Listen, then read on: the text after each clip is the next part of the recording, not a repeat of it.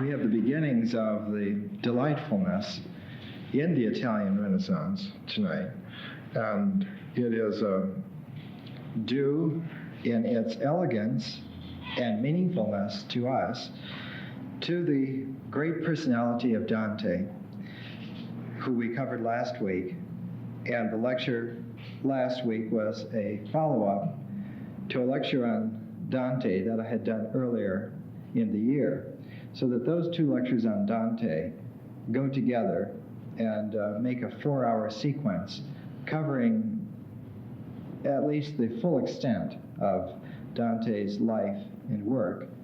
There is a third lecture that goes with them, and that's the lecture I did on St. Francis of Assisi.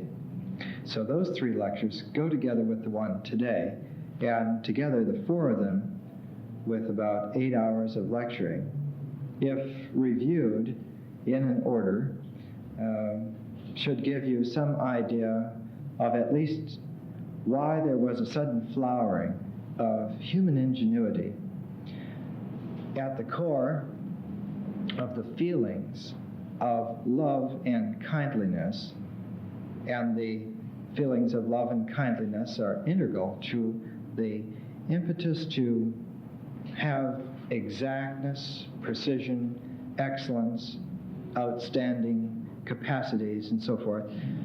The image that usually resides at the focal point of any strong feeling or emotion, the image of the flower of the angels in paradise, was portrayed by Dante in the Divine Comedy at the end, in the Paradiso.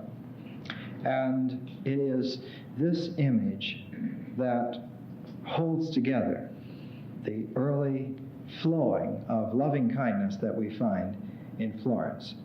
And just as the progression of guides in Dante's Divine Comedy had yielded to deeper and deeper mysteries, the first guide being Virgil, the great poet in the sense of a civilized poet, as distinct from Homer, who had been a natural poet, who had used the forces of nature for his intuitive massing of poetic genius.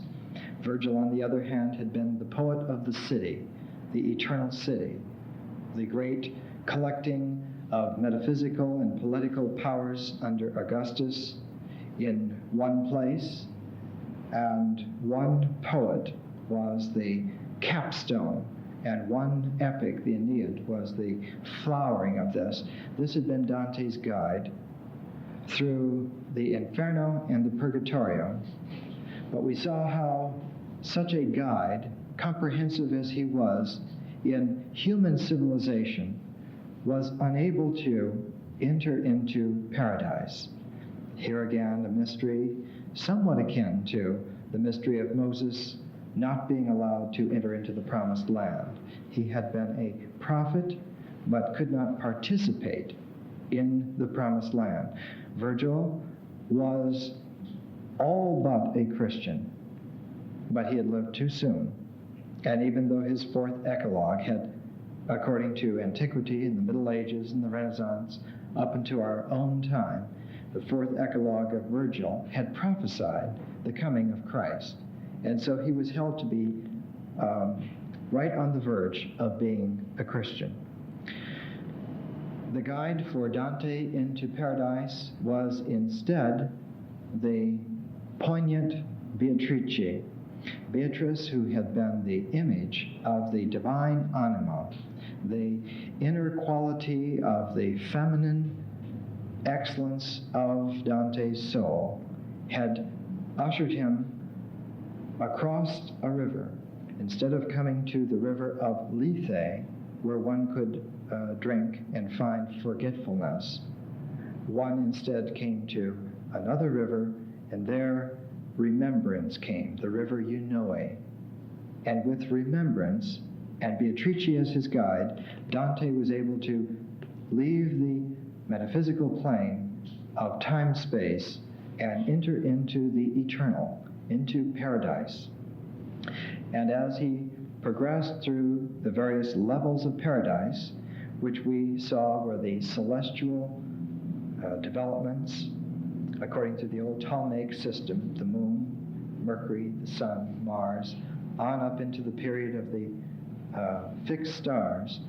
At this point, as he was nearing the Godhead, Dante realized that Beatrice also could not take him to the face of God, that Beatrice disappears at the ninth heaven, and just as he notes this, he turns the other direction and finds a third guide for him.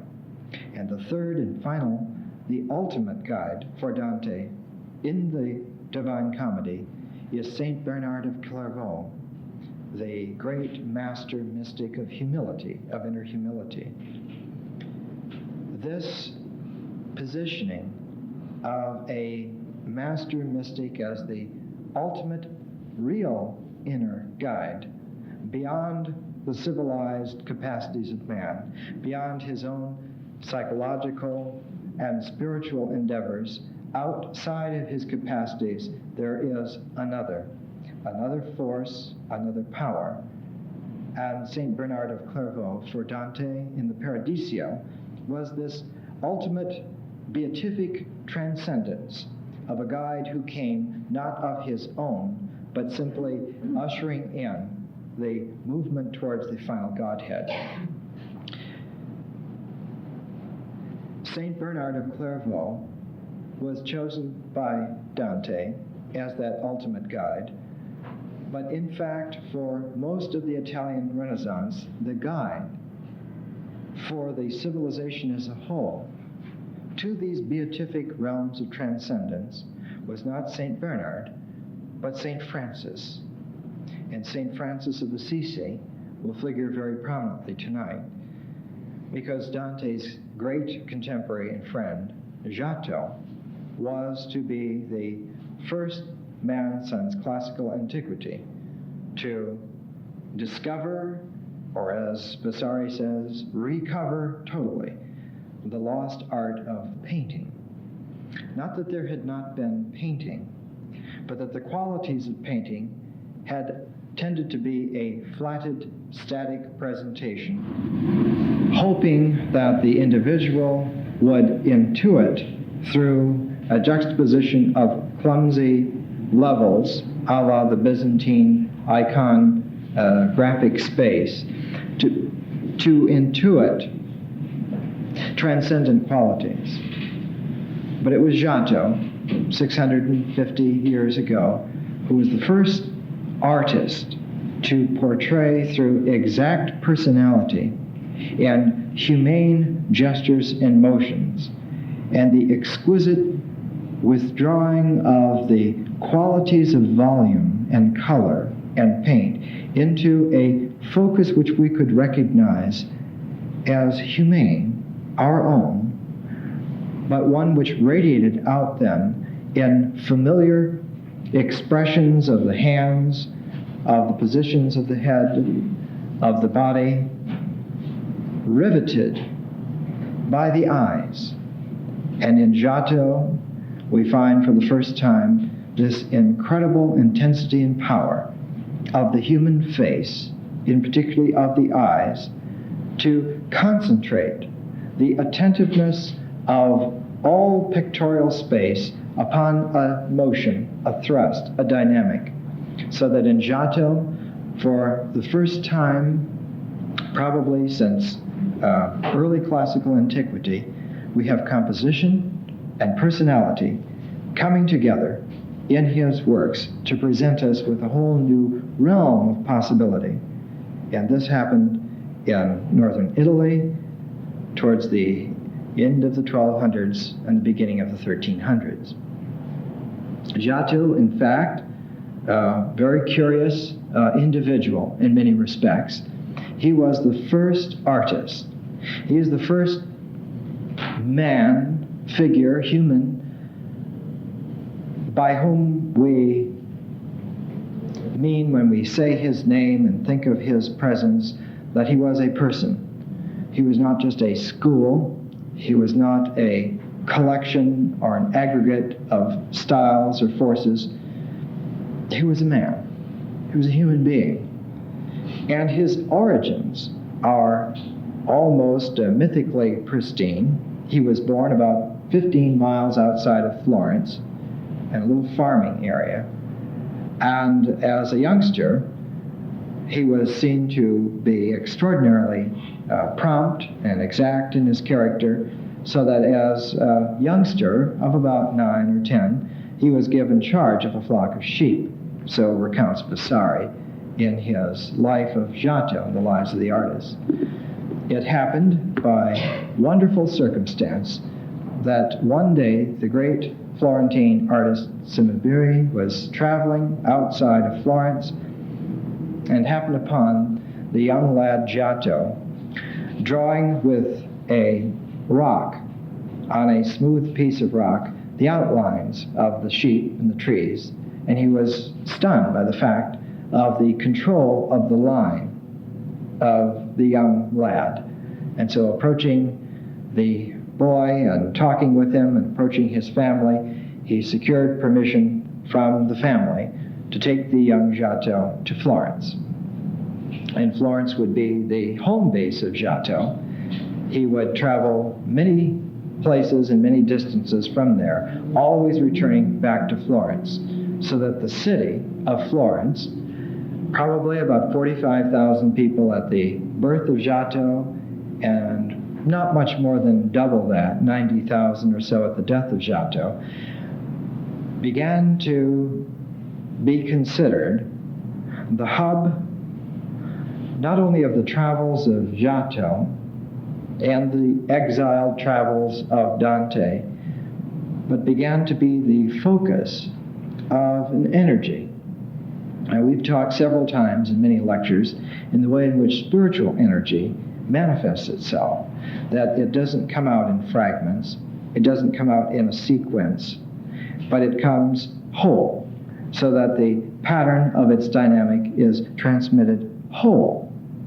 The ultimate, mysterious Christian version of how this happens is, in fact, the very core of the mystery of St. Francis of Assisi. That is to say, in the way in which he received the stigmata. If you recall, some of you in that lecture on St. Francis, it was the appearance not of an image of Christ, but of a transcendental presentation of Christ somewhere in between what we would know as natural time-space, between this space and a celestial space beyond, which is unknowable.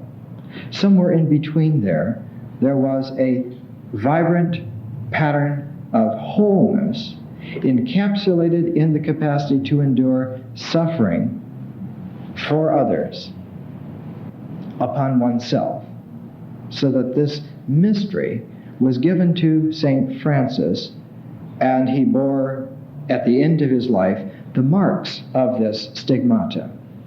And the marks appeared simultaneously, not in any particular order. So it is in this way that spiritual energy gives its dynamic patterns whole. We know today in nuclear physics, it's a phenomenon known as the soliton, where certain energy forces, when they are in a dynamically balanced pattern, give of themselves a direct impress of the totality. It's much like a smoke ring that comes out and comes out whole. This capacity of St. Francis then to impart from himself the mystery of this wholeness, of this capacity to others, was the essential prototype and mystery that began to surround the figure of St. Francis of Assisi. And within 2 years of his death, in 1226, a great cathedral and church was raised in Assisi. Now, Giotto had drawn a lot of attention in Florence, and in fact, he was finally noticed by several prominent individuals and given small commissions to do paintings and so forth. Giotto was contacted by his teacher Cimabue, who had gone to Assisi to begin decorating with a series of frescoes, 32 frescoes, in the chapel in Assisi, but was unable to continue with it. And the assignment, the commission, was given to the young Giotto. He traveled to Assisi, and with him came the increasing responsibility and recognition that somehow in his life pattern, Giotto's life pattern, that he was following a concourse which he recognized in St. Francis's life, so that there was a paralleling somewhat between Giotto and St. Francis.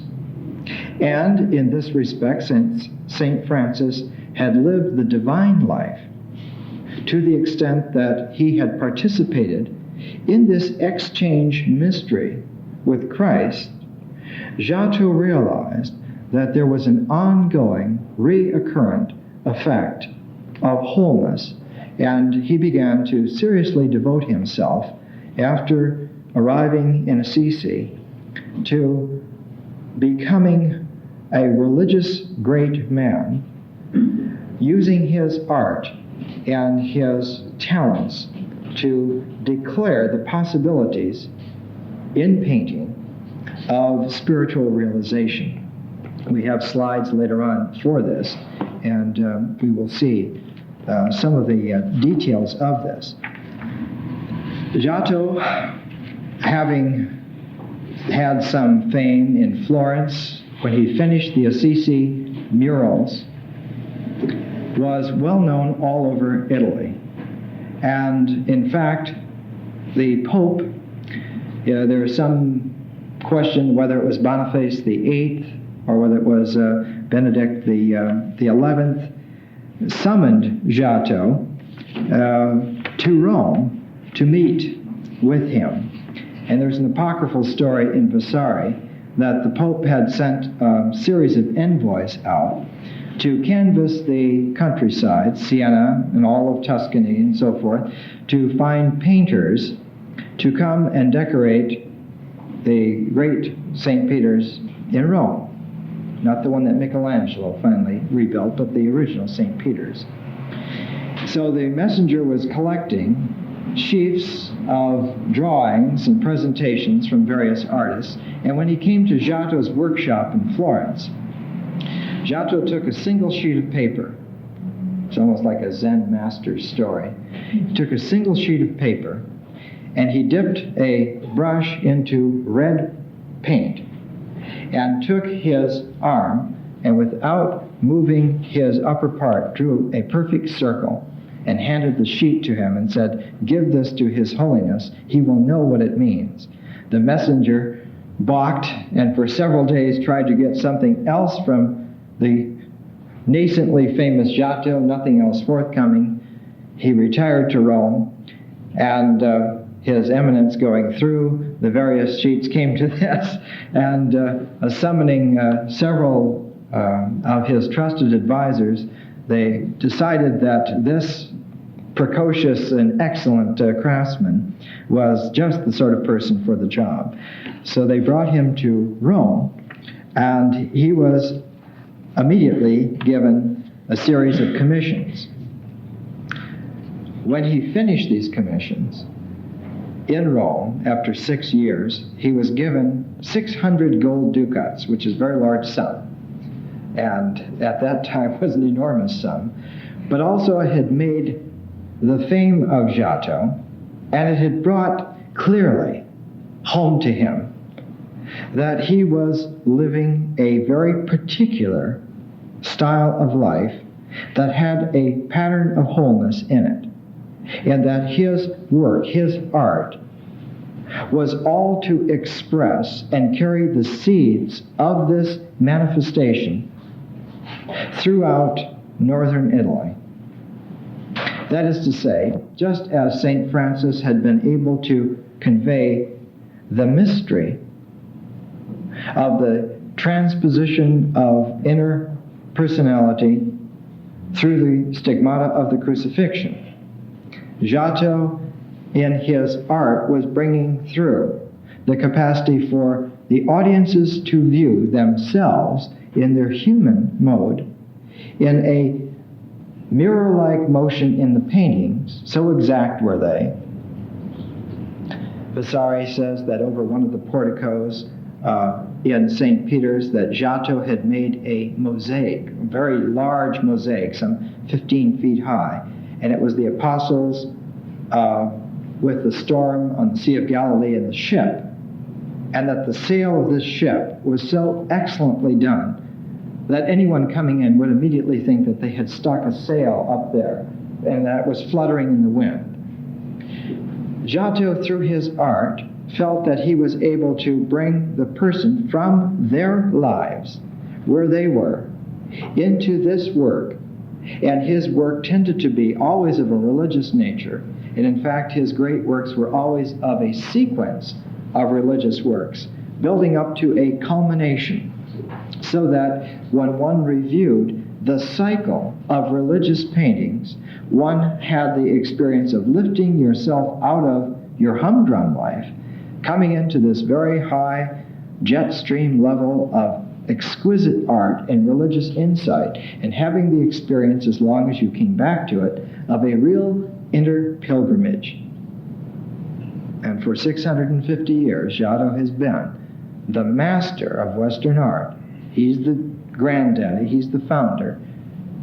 He is the first to convey exactly our belief in our civilization that art has a very real spiritual function. It conveys to us, momentarily as it were, the possibility of learning how to be in a higher world, and a possibility of moving through that threshold to that higher world.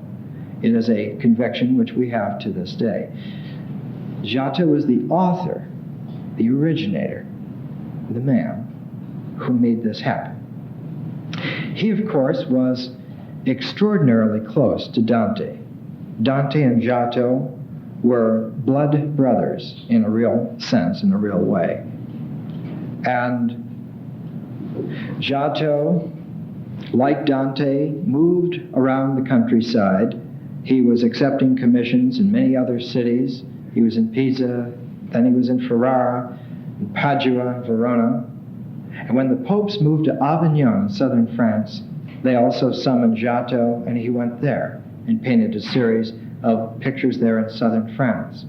When the kingdom of Naples, with the powerful King Robert, the father of Charles, decided to redo his chapels and his churches in Naples, he summoned Giotto, who immediately went down there. So Giotto, like a Johnny Appleseed, was carrying to all the major centers of Italy and even southern France this spark that was to be fanned into the Renaissance.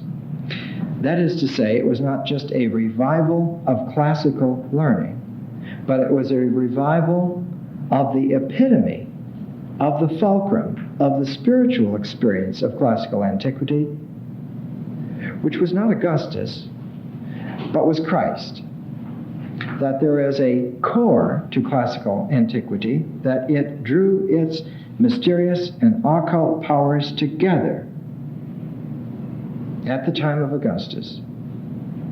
We gave a lecture on this, I think, 2 years ago, of how Augustus, realizing that he had inherited not only the Roman history, but all the various histories of the known world at that time, and that the capitulation of Cleopatra to him in Alexandria gave him the whole Egyptian lineage, so that Augustus felt that he had control of the world, not only at that time, but in all of its destinies.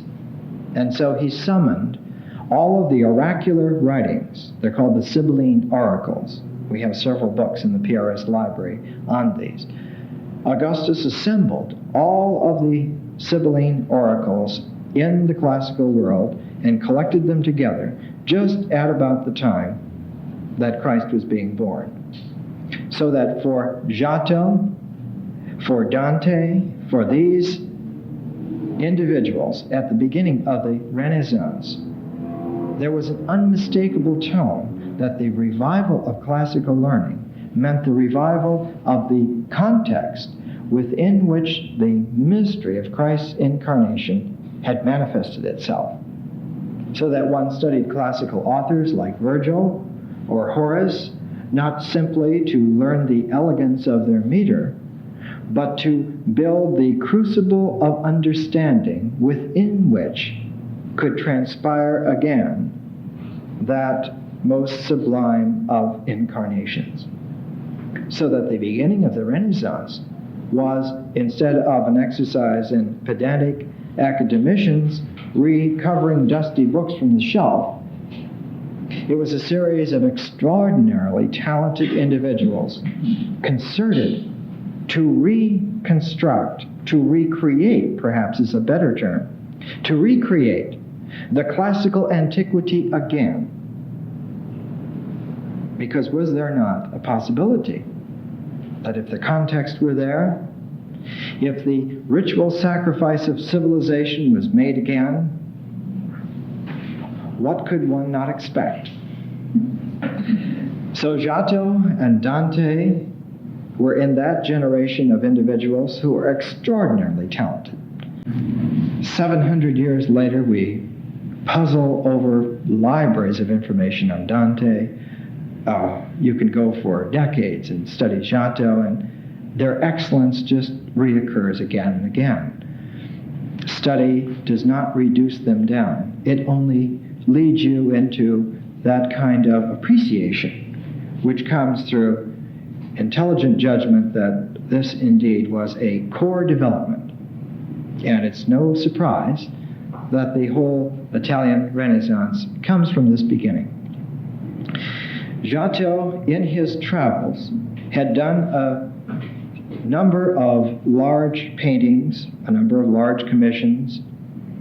Vasari says in his own time, almost every place in Italy would have some little thing made by Giotto, some little crucifix, some little painting, so that he says, if one were to sum up all the known works of Giotto, it would be an ocean of art, that he covered all of Italy with his genius. But in his capacity as a fresco painter of sequences of paintings that added up to a mystical cycle of initiation for the viewer, the greatest cycle was done in Padua. And it was begun in 1305. Dante was still very much alive, in fact, composing the Paradiso. Giotto was commissioned by a man, a financier, named Enrico Scrovegni. Now, Scrovegni had not been a reasonable man all his life. In fact, Dante had written a verse about him in hell, positioning him very uncomplimentarily. So Scrovegni, in order to balance this verse by Dante, dedicated a chapel by Giotto, hoping that when he got to the gates of paradise, somehow this would balance.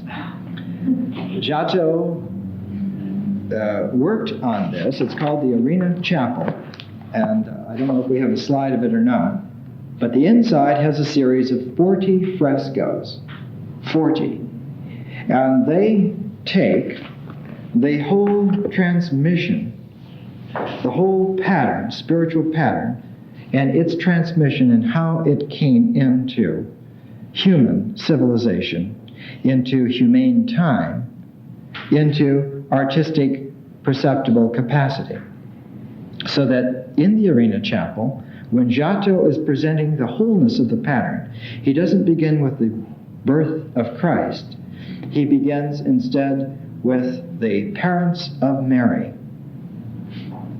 and with Joachim and Anna, He presents in 12 paintings the development of how this motion of annunciation and participation comes into manifestation, and only with the 13th painting does he then interpose one of these great artistic works which act as a transcendental gap between one sequence and another. And in this gap, God is dispatching the angel Gabriel to go and announce to Mary the birth of Christ. And then the rest of the series of frescoes are the birth and life of Christ. And on the back wall of the Arena Chapel, as the 40th painting, Giotto brought all of this to bear in one massive final work, which is on the Last Judgment. I think we might have a slide of it. So that from the Annunciation to Joachim and Anna to the final judgment, that to Giotto's mind was the wholeness of the pattern. That was the, if we may use that phrase, the soliton operating in this cosmos.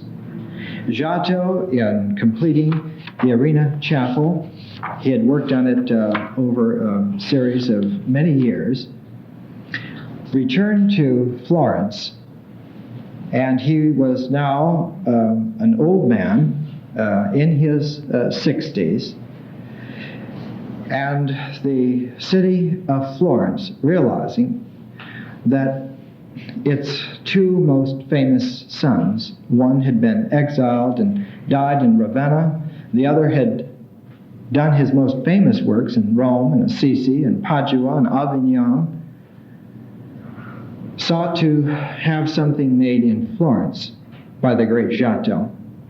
And so they commissioned him to build in the very center of Florence a campanile. And this was to be a campanile to end all campaniles.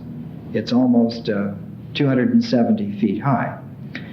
So Giotto thought this campanile through, and he began one of the most massive projects ever undertaken. They dug a pit about 40 feet deep, and they placed in sequence a series of rocks, making a bedrock strata. There was about 2/3 of this pit.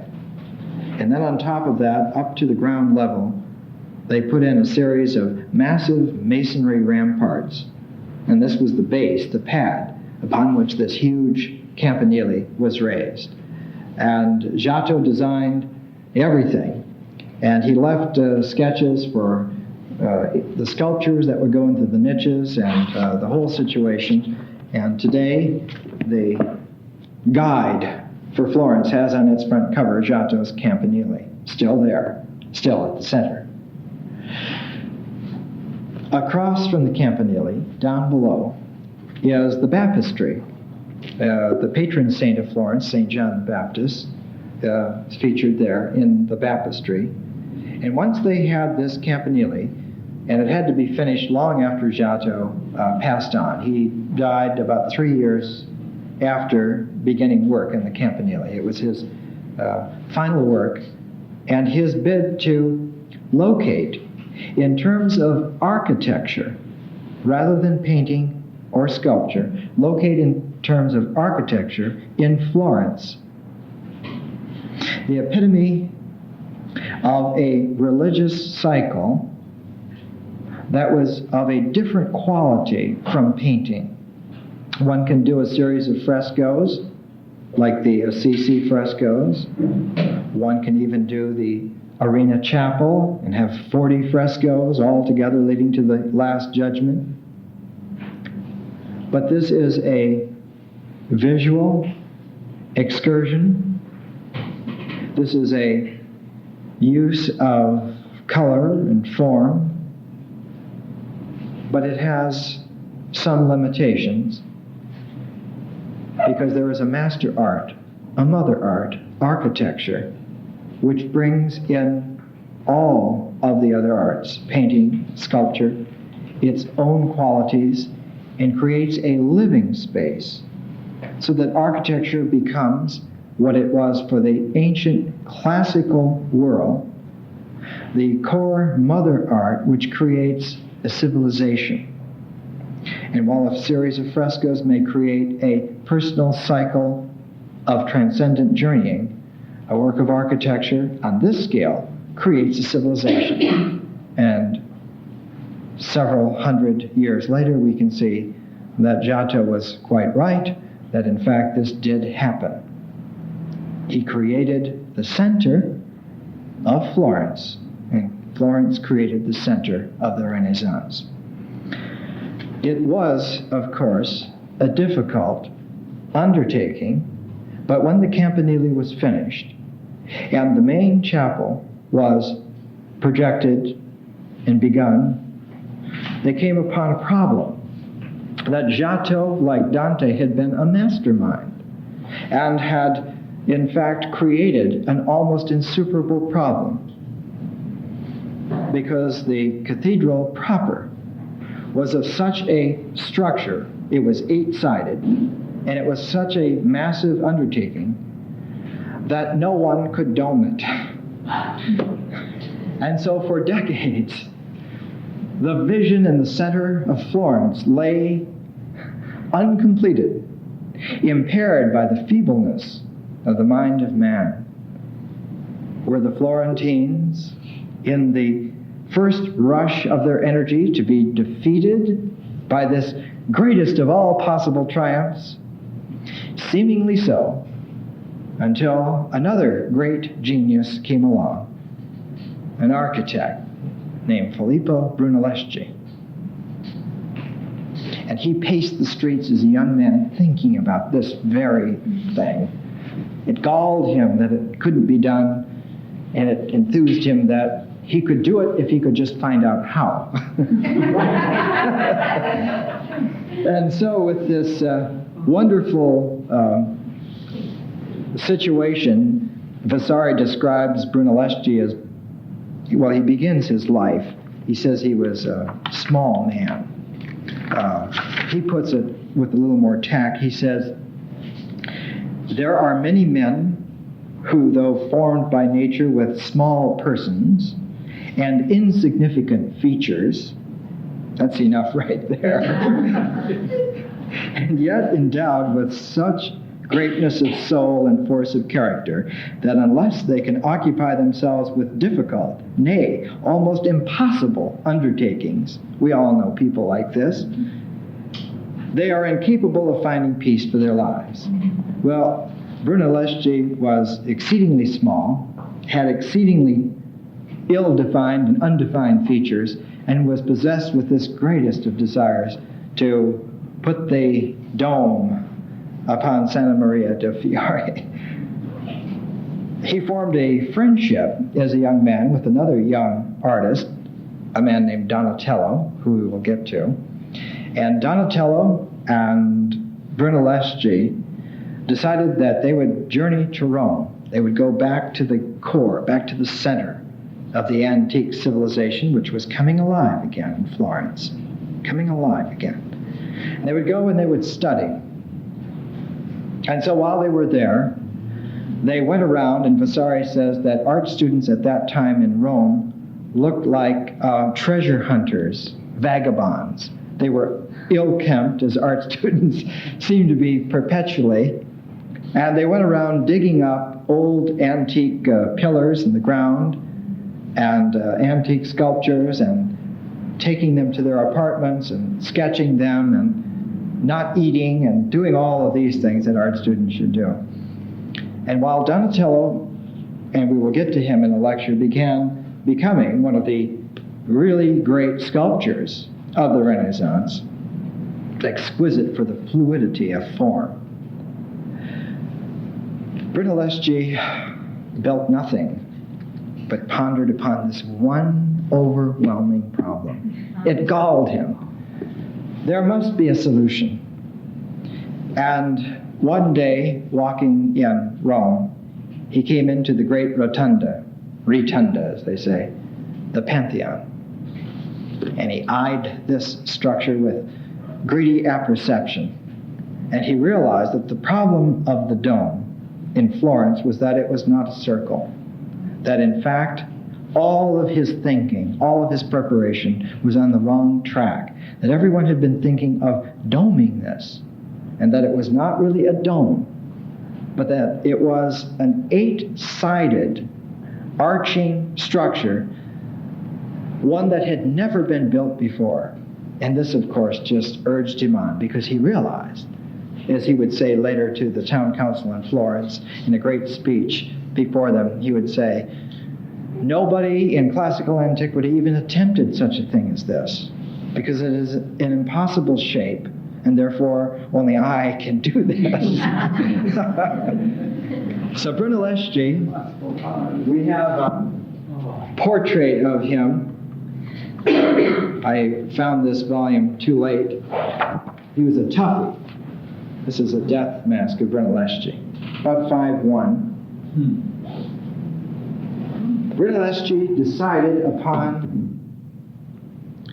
a solution that has become a classic solution, that instead of building one cupola, he would build two in parallel, in sync, and that he would have stairwells running in between the two guys, who had been a chum of Donatello and Brunelleschi in younger days, decided that he knew how this could be done. He had talked to Brunelleschi enough. He had a general idea. Hadn't he done the Gates of Paradise? Well, perhaps when it got going, he would just take over this project, because there was an awful lot of fame involved, and it really didn't matter if he would elbow his friend just a little bit to get his name up in lights. Well, Brunelleschi, when you're only 5'1", you're always sizing everyone else up. Brunelleschi, at a very poignant moment of the construction, came down with a very bad cold. He bandaged himself up. He was absent from the site for days on end. And slowly construction ground to a halt. And the workmen kept asking Ghiberti, what do we do next? And Ghiberti would say, well, I know, but we have to wait for my friend. It's unfair to complete this with him off the scene. And after several weeks, it became apparent to everyone, especially to Ghiberti, that he did not know how to do this. That there was, in fact, only one mind capable of conceiving this structure and carrying it out, not only in art and not only in engineering, but in terms of spiritual attainment, of manifesting a new cosmic form, a form that would fit in with Giotto's great bell tower and make the center of the Renaissance. And of course, with Dante in literature, Giotto in painting, Brunelleschi in architecture, and Donatello in sculpture, you had a very nice base upon which to build a civilization. Not bad for a city of 90,000 people. So the great dome went up, and as the guidebook of Florence shows us, it is the pride of the city. And the great Il Duomo was completed, and Brunelleschi became the rage of Florence. He was simply lionized. A later great individual, Leon Battista Alberti, who we'll come to a little later, felt that this was indeed the way a man should be. He should be able to have a mind of precision, a heart with the enormity, the responsibility of running a whole civilization, and the character to see it through. And all this while that these great artists were coming into play, the commercial importance of Florence rose just as the art did. Very early on, the Florentine merchants who were specializing in trading between different areas that had different currencies seized upon the fact that if you had an international currency which could be depended upon, people would use your currency. And so the silver Florentine was minted. And in 1452, the gold florin was minted, and this became the standard of international commerce. The silver florin was 12 silver pennies, and the gold was 240 silver pennies. This became the standard currency, and on one side of the florin was St. John the Baptist, the patron saint of the city, and on the other side was this gorgeous presentation of the symbolic flowering of Florence, that the city itself was a new Rome, a new Athens, that we had something new coming. In fact, this whole capacity is mirrored in the fact that later on in the High Renaissance, the inheritors directly, several generations later, 5 or 6 generations later, of these gigantic artists in capacity, looked back upon them with pride and conferred upon them the laurel wreaths which those individuals had claimed for themselves. And I read to you the inscription by Poliziano, commissioned by Lorenzo il Magnifico de' Medici in 1490, when they put a plaque illustrating the wonderful forged features of Giotto, and he didn't look like that at all. And these are the words that Poliziano under Lorenzo wrote, expressing the tone that had been brought in by Giotto and then brought into completion, flowering by Brunelleschi. Giotto is supposed to have said, "I am he, through whose merit the lost art of painting was revived, whose hand was as faultless as it was compliant. What my art lacked, nature herself lacked. To none other was it given to paint more or better. But what need is there for words? I am Giotto, and my name alone tells more than a lengthy ode." Let's have a break. I'm sorry I didn't have this wonderful volume on Brunelleschi when we were doing slides, so we don't have any slides of this. I'll rectify that, and in some subsequent lecture, perhaps when we get to Donatello, I'll bring the slides of Brunelleschi here. This is his, a few sentences from his speech before the wonderful council in Florence. "Gentlemen, superintendents, there is no doubt that great undertakings always present difficulties in their execution, and if none ever did so before, this of yours does it to an extent of which you are not perhaps even yet fully aware. For I do not know that even the ancients ever raised so enormous a vault as this will be." Notice the "will be." "I, who have many times reflected on the scaffoldings required, both within and without, and on the method to be pursued for working securely at this erection." Brunelleschi was very proud of his track record as a field architect.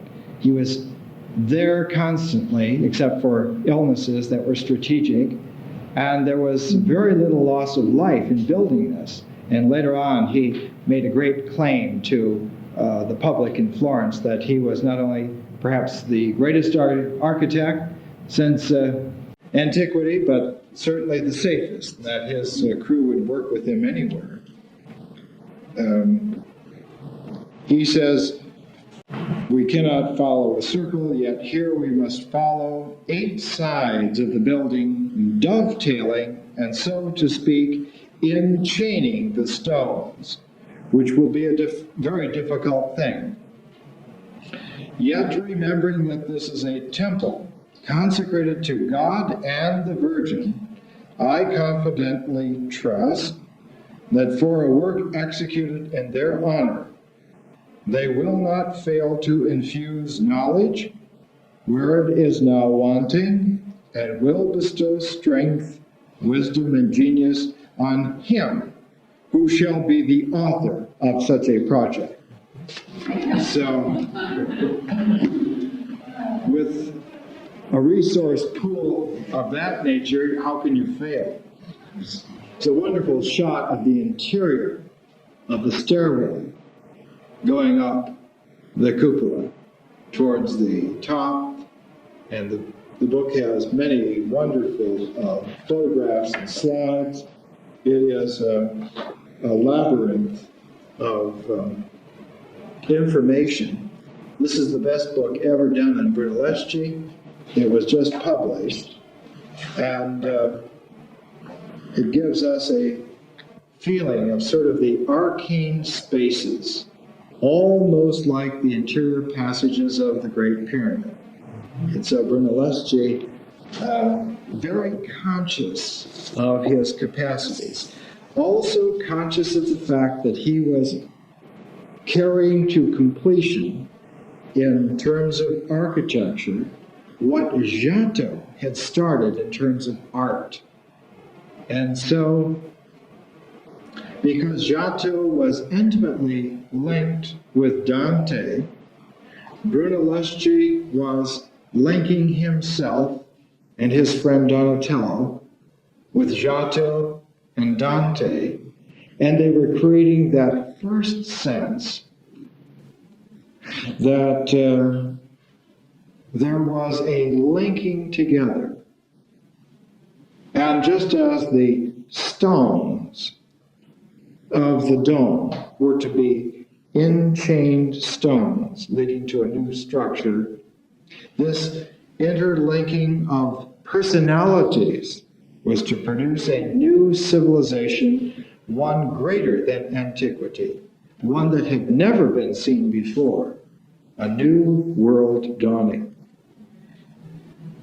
So we have slides on Giotto, and I must say that some of these little monographs, like Giotto and Assisi, where they spend many pages trying to decide whether Giotto had done these works or not, or some school, or what date, I'll just pass them by. They exist.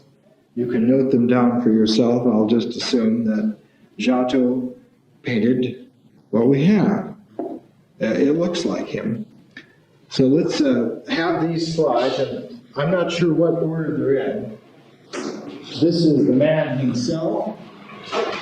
And so, that medallion is about 15 feet above eye level inside the cathedral.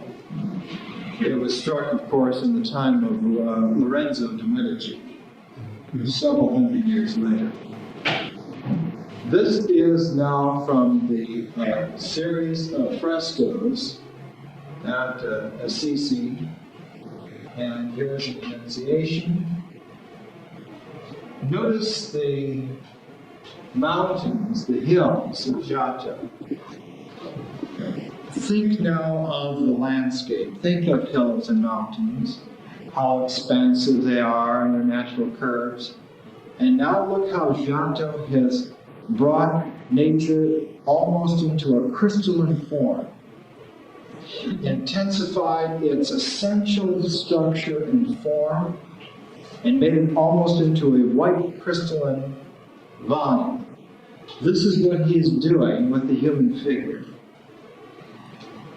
If we show contemporary paintings, say some Madonna done in 1305, next to a Madonna that Giotto did in 1305, you immediately notice the incredible genius of Giotto to condense and intensify the form, and to locate that form in a grounded pictorial space, which gives a sense of solidity to the entire composition in terms of aesthetics, but also links us up to where we now stand as a viewer, that we are somewhere, this is somewhere, and we can bridge between the two places.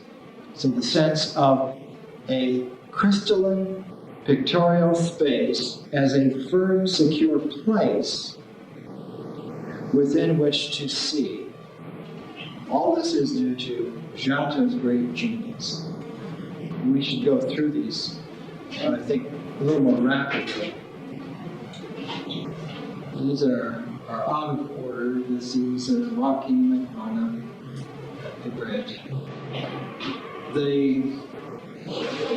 The capacity of Giotto to focus in the human face, and in particular the eye, the intensity of concentration, also begins to manifest itself in lines of force in the paintings. I don't want to belabor it, we'll go through it. The eyes are looking directly down this line of fabric to this hand, and it sweeps up to this person who's looking directly across here at mouth level to her eyes. So this ecology of force, again, is like Giotto's crystalline structure. Go on from there. Notice the line of heads, almost like a frieze, going straight across here. And at the apex of the motion, just as we pass the fulcrum of the halo, we come into music, so that our eye, in sweeping across, begins to create a composition by its movement across. And as we sweep, the pairing of situations leads to here, and then another pair. After that experience, after these jumps, these quantum jumps, comes into a focus of the entire direction of this onto the music. And then complementing that, another motion here. And of course, the pipes here, the hands raised in a paean of celebration lead in this line directly across to the top of the halo. Giotto is masterful in this way, just in this way, and you can see how an architectural engineering genius like Brunelleschi would particularly relish completing the work of an artist like Giotto, because he was dealing with lines of force. And in fact, the cupola, as an architectural engineering problem in Florence, was a problem in distributing force. And the solution of that gave Brunelleschi the right to consider himself crowned by this achievement, and in respect then having crowned the work of Giotto, who had made it possible, who had set the artistic perception into this mode, into this possibility. And of course, behind this visual art was Dante's great transcendental mountain range of insight, and his geometry and the structure of the Divine Comedy. Again, you notice the sweep, the interchange of the hands, and the sweep of this line, the foot, the donkey, the ears, and caught in the ears, the moonlight face looking up at the angel here, whose hand is circulating and coming back down here, and the whole movement of the eye begins to be structured. So with Giotto, the eye moves across the pictorial space and begins to compose as it moves. So the notion of the viewer helping to create the work as an experience comes into play.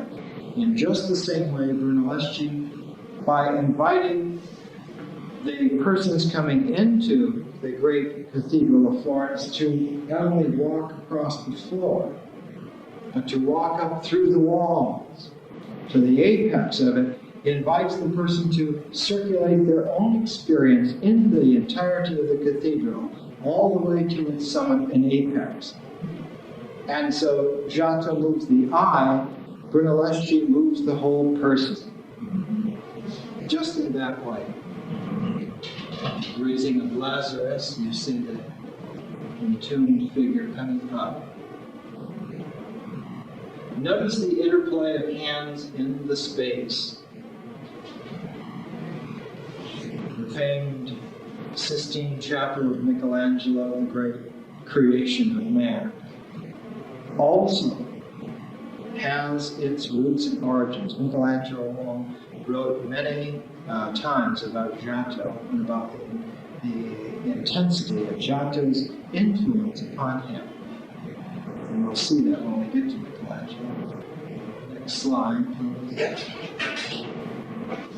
Notice here the cluster. It's almost like a bouquet.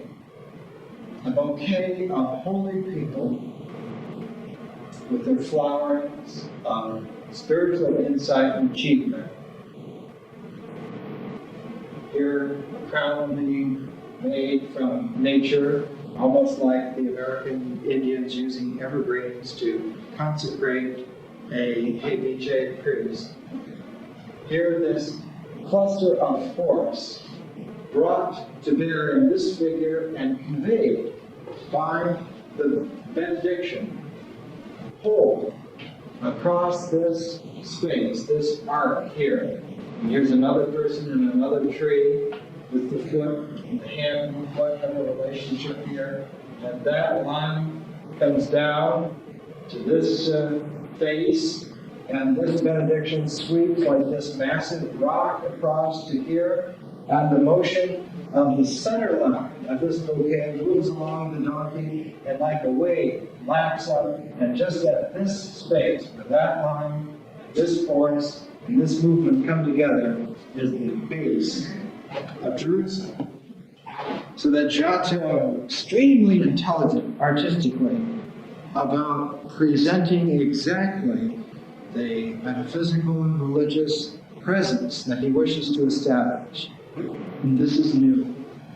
This is totally new. Okay, next step. Judas. Next line. Look at the cut facade. This face of the crystal of nature as it makes its way in a broad, lightning jagged down to here. And like an exclamation mark as a coda to this volume, angling like black lightning down to this interchange, a hooded, cowled figure makes a period to that whole movement. And this one great blunt diagonal, Giotto sets up a tremendous resonance between this pictorial space and this pictorial space. Its floating capacity. I Ching says heaven suspends its emblem. Giotto suspends its Fuji. And the massed, almost geologic, layered structure of the cloth underneath this blunt lightning. And immediately now we begin to see lines of force everywhere in Giotto. And the lines of force are given impetus. They're recycled. They're pumped. They're initiated. Especially by the intense glances of the human beings in the composition. And the glances between the human beings establish these great coordinates. They're almost like vortices of energy geometry being interplayed together, so that a Giotto fresco has this composition to it, much like a secret geometry that the moving eye creates. Look at the clustering of forces there. Look at the realism of not a leap from the ground, but a pull from the sky. It's a totally different aspect. St. Francis offering his cloak. Here again, Giotto is just as dramatic as the great Zen artist Section. He makes a great X down the middle of the painting, and at the very center of St. Francis with a circle. And if we have the sense of the elevation of St. Francis with the halo and his form, with this X you get almost a Chi-Rho, symbol of Christ. So you have all of this working in the painting. Giotto was also the first to present nature with this kind of detailing, the vegetation, the chasms, ravines. But again, it's always a chiseled, crystalline line of forest development. St. Francis, of course, presenting himself before the Pope at the time, and the Pope having had a dream of him holding up the crumbling church, gives him a miracle at the spring at the rock. This particular presentation of Francis penetrates through the whole history of art. In San Francisco, in the Dion Museum, as you enter the door at the far end of the museum, all the way through the halls, is a great El Greco painting of St. Francis venerating the crucifix, very similar to this. That is the center part of this Giotto composition. And the next one, please. Preaching to the birds. Preaching to the earthly birds. And they are aligned like a free-form speckled composition down here. But they are unified. Those birds are unified. How so? They're unified by this coordinate of the two hands of St. Francis preaching, and that brings the descent of the dove. And the bird of the Spirit unifies and gives substance to this seemingly random collection of birds. And here, the great tree of life rising out of it into its grand foliage bursts into blossom here, and then the other tree here. That is, that there is a return to paradise possible. Dante went to the Paradiso, and through following the life of Christ, St. Francis engenders a paradise in the sense that spiritual presence can be manifested. It's not a speculation. It's not a hope. It's an actuality. This was, of course, the center. Well, let's go back. This is the interior of the Arena Chapel in Padua. Scrovegni's Revenge. Wonderful sense of proportion, and you can see that the chapel was left completely open for Giotto to work in. When he came into this, it was barren. In the 18th and 19th centuries, it's interesting about the ecology of art and the way these things happen. Many of Giotto's works were whitewashed to let in more light. In various churches and cathedrals throughout Italy, they would whitewash the Giotto paintings. And as the 20th century came along and people realized what they had done, they would painstakingly clean off the level of whitewash and restore these paintings. And it's interesting because Giotto is constantly then being reborn out of the original whitewash that was there. That's the Last Judgment, the 40th panel on the back wall. Now, if we look at the Arena Chapel, you can see that this is a template, a prototype, for the Sistine Chapel, for Michelangelo. You can see what a tremendous chain of interlocking spiritual giants, stretching from Giotto and Dante to Michelangelo and Leonardo, intact. A brotherhood, a fraternity throughout time-space, a golden chain of being, as someone once put it. And here's some details. I guess we're at the end of the series, aren't we? Yes. Notice how in this sequence we're missing 34, 35, and 36, which are further on, we'll see. But We don't end with the crucifixion. We come here to the angel at the tomb. We come to the ascension. We come to the Pentecost. Then we come to the final judgment. You see how Giotto is very precise that he begins with the parents of Mary and carries it all the way through the resurrection to the final judgment. He's saying all of this is a one pattern. That if we stop in the midst of it and we destroy the pattern, we don't have the unity.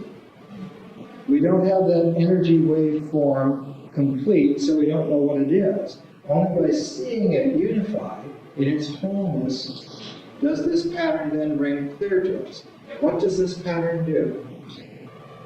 This pattern in its entirety creates a chapel where we can worship, where we can sacrifice.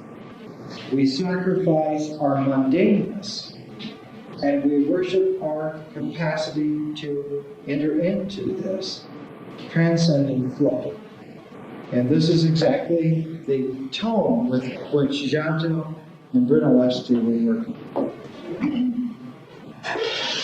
We're running out of time, so we'll just cruise through. The Life of Mary, and the next one, please.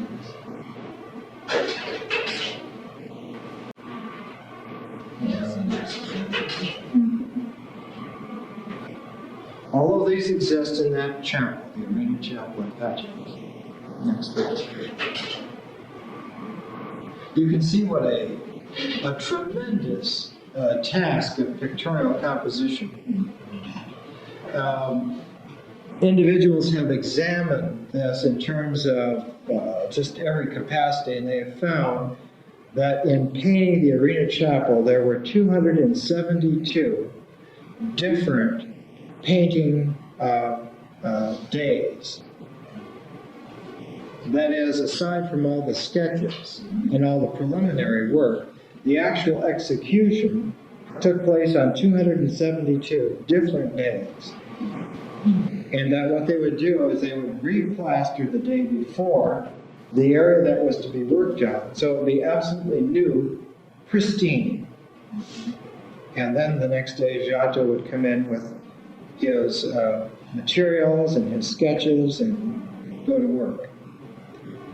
So you can just think to yourself what a tremendous concentration of hand and mind, the coordination of the hand and mind, making this crystalline presentation of pictorial space over a year's time. This is a real yoga. This really takes some discipline to do. I think we've seen that Lazarus. And then can we go further and further? Sorry about that one. Well, this is on the other wall coming over.